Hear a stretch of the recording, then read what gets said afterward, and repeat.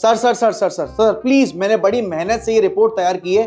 Erling Haaland player का नाम है, गोल पे गोल मारे जा रहा है। अगर हम उसको यूनाइटेड में लेकर आ जाएंगे ना तो पक्का हम कम से कम एक ट्रॉफी तो जीत ही जाएंगे।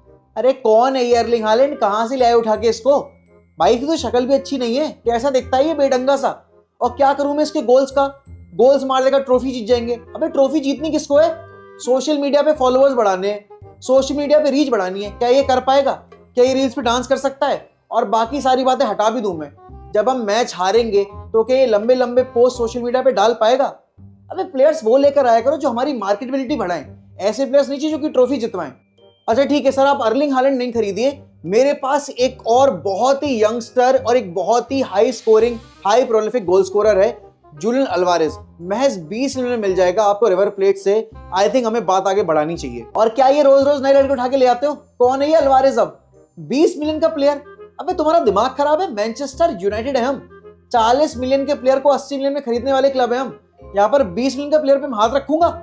जब मार्केट में कोई बेहद गंदा बेहद घटिया प्लेयर 70 मिलियन का मिल रहा हो ना, तब लेकर आना मेरे पास, तब बात बनेगी, तब खरीदेंगे हम उसको। तो कुछ ऐसा ही माहौल रहता होगा नहीं?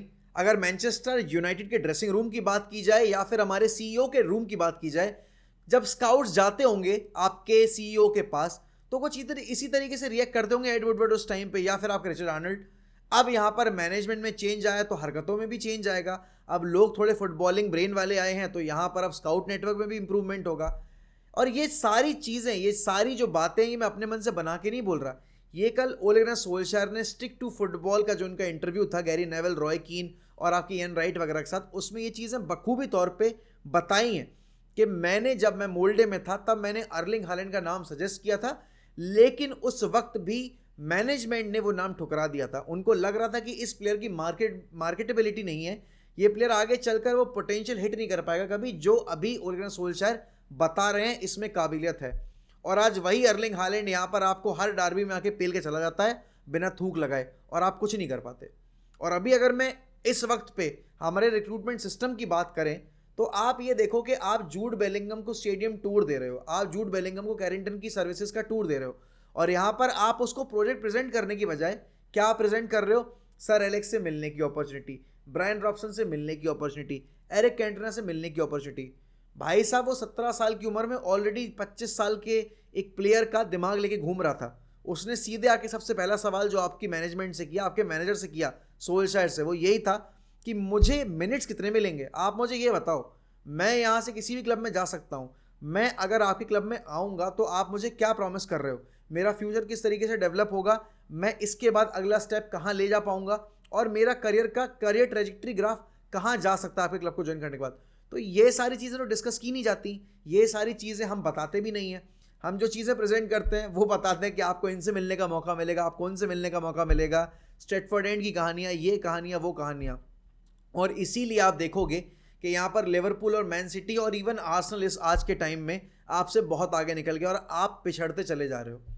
और कल के इंटरव्यू का सबसे मेन सवाल जो था ना, वो यही था कि भाई रोनाल्डो की साइनिंग जब हो रही थी तो उसमें आपका कितना से था, और क्या वाकई में रोनाल्डो के आने से टीम थोड़ी बहुत डगमगाई थी? क्या आपको लगता है कि रोनाल्डो को ना साइन करना एक बेटर डिसीजन हो सकता था? अब देखो, वैसे तो ओले गुनार सोल्शायर बहुत ही ज़्यादा बैलेंस होकर बात करते हैं, बट रोनाल्डो की सिचुएशन पर उन्होंने एक चीज़ बोली जो कि मुझे भी सही लगी, कि जब रोनाल्डो जैसा प्लेयर मार्केट में अवेलेबल होता है ना तो आप सेकंड थॉट नहीं लाते दिमाग में, क्योंकि ऐसा रोज़ रोज़ नहीं होता कि मार्केट में आपको रोनाल्डो साइन करने का मौका मिल रहा है, और वो भी एक ऐसे टाइम पीरियड में जहाँ पर आपका जो प्लेयर, जो लेजेंड है, वो बेसिकली आपके दूसरे डार्बी राइवल से आपका ज्वाइन करने की इच्छा रखता है। तो यहाँ पर यूनाइटेड को उस टाइम पे पाउंस करना ही पड़ा और वहाँ पर रोनाल्डो को साइन करना ही पड़ा। अब रोनाल्डो जब साइन होकर आए थे तब उन्होंने ओले गुनार सोल्शायर से बोला कि यार देखो ऐसा है ओली, आप मुझे 4 में से ना 3 गेम खिला देना, एक मैच आप मुझे बेंच कर सकते हो, मुझे कोई दिक्कत नहीं होगी। अब लेकिन रोनाल्डो का भूखा शरीर, रोनाल्डो जैसा पागल आदमी, वो तो 4 गेम खेलना चाहता है। अब जब चौथे गेम में सोल्शायर ने उसको बेंच किया तो रोनाल्डो का रिएक्शन सबको पसंद नहीं आया, और अल्टीमेटली ऐसे प्लेयर जो कि वर्ल्ड क्लास लेवल पर रहते हैं ना, इतने लंबे टाइम तक डोमिनेट करते आए हों, उनके लिए ये चीज़ एक्सेप्ट कर पाना बड़ा मुश्किल होता है कि अब उनकी बॉडी सस्टेन नहीं कर पा रही। लेकिन जब बात आई ना कि क्या इस डील ने रोनाल्डो, यूनाइटेड और ओले गुनार सोल्शायर तीनों की लाइफ बदल के रख दी और क्या वो सही डिसीजन था, तो सोल्शायर ने बहुत ही धीमी टोन में ये चीज़ तो एडमिट कर ली कि नहीं, रोनाल्डो को साइन करना यूनाइटेड की भूल थी और यहाँ पर रोनाल्डो को यूनाइटेड को ज्वाइन करना उनके करियर के लिए बहुत बड़ी भूल थी।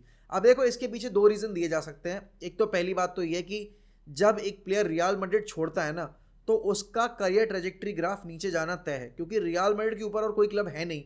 अगर हम यूरोपियन सक्सेस की बात करें तो वो यूवेंटस गए, और जब यूवेंटस से एलिग्री के चक्कर में छोड़ रहे थे वो क्लब, तो उनको यूनाइटेड जैसे अनस्टेबल क्लब की ज़रूरत नहीं थी, उनको एक ऐसे क्लब की ज़रूरत थी जो कि 37 की एज में उनको स्टेबिलिटी प्रोवाइड कर पाता।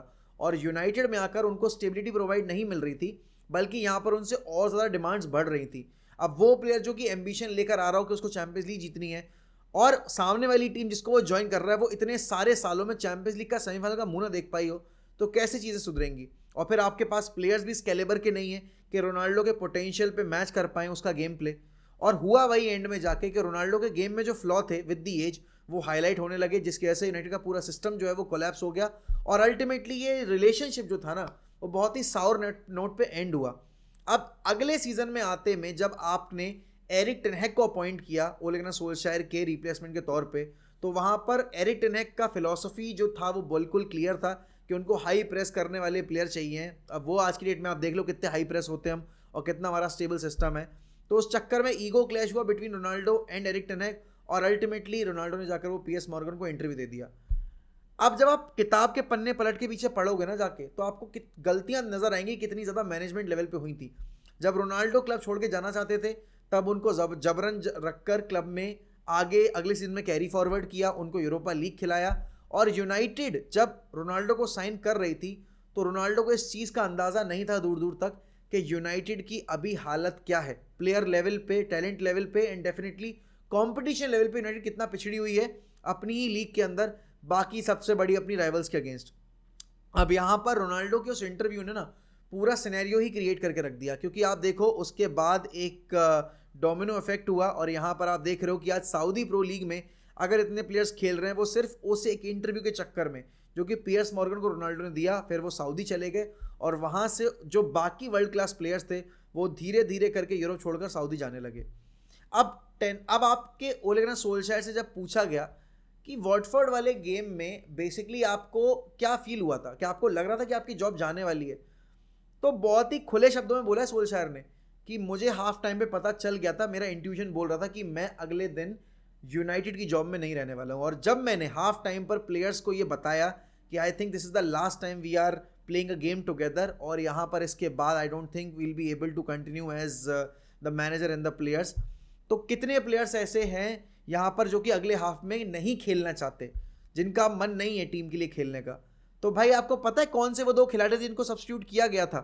वो थे मार्कस रैशफोर्ड और स्कॉट मैकटोमिने। और ये वही मार्कस रैशफोर्ड हैं जो अभी भी आपके सरदर्द बने हुए हैं एरिक टेन हैग के लिए, जिनको इतना प्रोटेक्शन मिल रहा है। मतलब डार्बी में जो बंदा मैच हार रहा है, खराब परफॉर्मेंस दे रहा है, उससे गोल के अलावा और कुछ क्रिएट नहीं कर रहा, वो सोशल मीडिया पे जाकर लंबे लंबे पोस्ट लिख रहा है।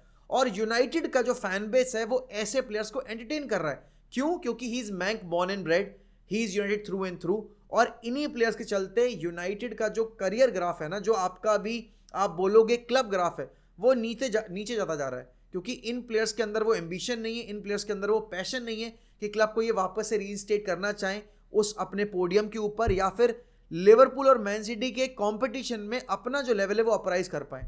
और ये सबसे बड़ी कमी रही है अभी रिसेंट टाइम्स में मैनचेस्टर यूनाइटेड के एंड से। अब आप ये देखो कि आपका यहाँ पर फॉर्मर मैनेजर बोल रहा है कि टेन हैग को टाइम देना पड़ेगा, क्योंकि यहाँ पर आपके पास जो सिस्टम बना हुआ है अभी, उसमें प्लेयर्स बहुत ज़्यादा खराब हैं। इसमें मैनेजर की जितनी गलती है उससे कहीं ज़्यादा गलती मैनेजमेंट की है कि उसने किस तरह के प्लेयर्स साइन करे हुए हैं, और यहाँ पर कैसे एवरेज प्लेयर्स को अभी तक कैरी फॉरवर्ड किया जा रहा है। अब यहाँ पर ओले गुनार सोल्शायर के रिप्लेसमेंट के बाद हमने जब एरिक टेन हैग को साइन किया, तो अब एरिक टेन हैग के ऊपर भी गाज गिरने वाली है, और बताया जा रहा है कि यहाँ पर गैरेथ साउथगेट वो मैनेजर हो सकते हैं जिनको यहाँ पर का मैनेजमेंट में अब एक नए मैनेजर के तौर पे अपॉइंट कर ले, या फिर डिजर भी हो सकते हैं। नागल्समैन अवेलेबल है, हांसी फ्लिक अवेलेबल है, आपके सामने अभी अगर वैसे देखा जाए तो जोजे मोरिन्यो भी अवेलेबल है। आप कैसे सोच सकते हो कि भाई डिजर्बी या फिर आपके गैरेथ साउथगेट को बना दिया जाएगा manager? Is this making any sense? आपको यहाँ पर पेप ग्वार्डियोला से कंपीट करना है। आर्टेटा चाहे कितना भी चिरांद मैनेजर हो, बट अच्छा तो कर ही रहा है ना। आपने 2 साल लगातार आर्सेनल को 2-2 कंपीट करते देख ही लिया ना। प्रीमियर लीग में हमने आखिरी बार कब 2-2 फाइट किया था? जिन 2 सीजन्स में हम सेकंड फिनिश करे भी है ना, हम बहुत बड़े मार्जिन से सेकंड फिनिश करे, तो हमारे हाथ में कुछ नहीं लग रहा, ठन गोपाल ही लग रहा है। तो यहाँ पर मेरे ख्याल में इस वक्त पर अगर आपको टेनेक को सैक करना है, अगर आप मैनेजर नया चेंज करके लेके ही आ रहे हो, then why not go for Nagelsmann, why not go for Hansi Flick, why you want to go for De Zerbi और why you want to go for Gareth Southgate? It doesn't make any sense. तो यहाँ पर United का board अगर टेनेक को sac करता है और उसके बाद ऐसे मैनेजर्स को अपॉइंट करता है, आई थिंक ग्लेजर्स में और इनियोस ग्रुप में ज़्यादा फर्क आपको देखने को मिलेगा नहीं। और मैं वापस से बोलूँगा, यूनाइटेड ने रोनाल्डो को बहुत ही गलत टाइम पर बहुत ही सही प्लेयर के साथ ऑपरेट करने की कोशिश की। रोनाल्डो और यूनाइटेड का रिलेशन स्पॉइल होने के पीछे सबसे बड़ी वजह ये थी कि हमारे स्क्वाड में जो प्लेयर्स थे वो कभी भी रोनाल्डो की डिमांड लेवल, रोनाल्डो की मेंटल लेवल और रोनाल्डो के गेम लेवल को मैच नहीं करने वाले थे। और ये डील कभी ना कभी जाकर कोलैप्स होनी थी, बट ये डील इतनी जल्दी कोलैप्स हो जाएगी या रिलेशनशिप इतनी जल्दी फॉल आउट हो जाएगा, ये हम में से किसी ने नहीं सोचा था।